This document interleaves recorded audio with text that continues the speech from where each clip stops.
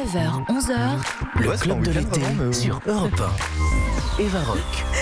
Il est 9h51 sur Europe 1 et jusqu'à 11h, c'est votre club de l'été. Notre invité, Renaud Capuçon. Vous allez nous quitter dans quelques minutes, Renaud Capuçon. Mais avant, on va accueillir Banache.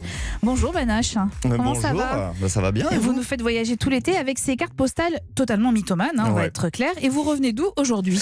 Bonjour Eva, bonjour le club, bonjour la France, bonjour Renaud Capuçon. Eh bien, j'ai voyagé et vu que vous receviez Renaud Capuçon ce matin, je me suis fait pour vous le Renaud Capuçon Summer Tour. Soit un périple touristique et musical sur les traces du violoniste. Un voyage idéal pour tous les amoureux de musique classique en général, mais aussi pour tous les amoureux de Renaud Capuçon en particulier.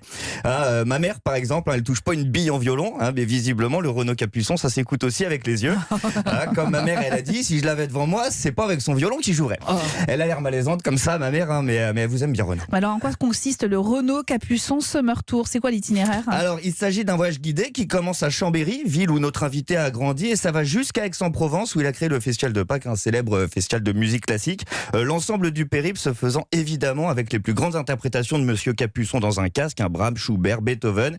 Et je peux vous dire que ça en fait pas mal de grandes musiques, car la route est très longue jusqu'à Aix-en-Provence. Enfin, de Chambéry à Aix-en-Provence, c'est pas si loin. C'est vrai, Eva, mais sur la route entre Chambéry et Aix-en-Provence, on fait une petite escale à Berlin. Et sur la route, il y a un léger crochet par Tokyo.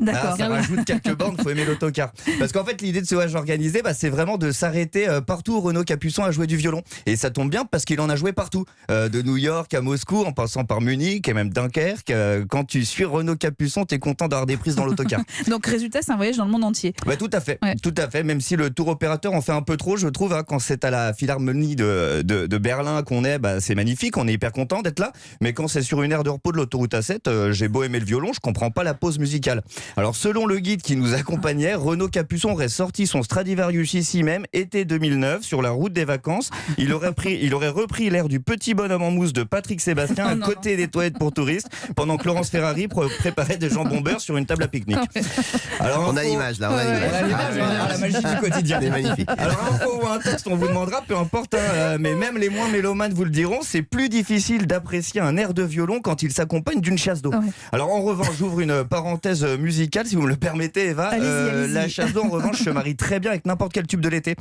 Faites le test à la maison avec un titre des Magic System. On a même l'impression que ces deux sons étaient faits pour se rencontrer. Je referme la parenthèse.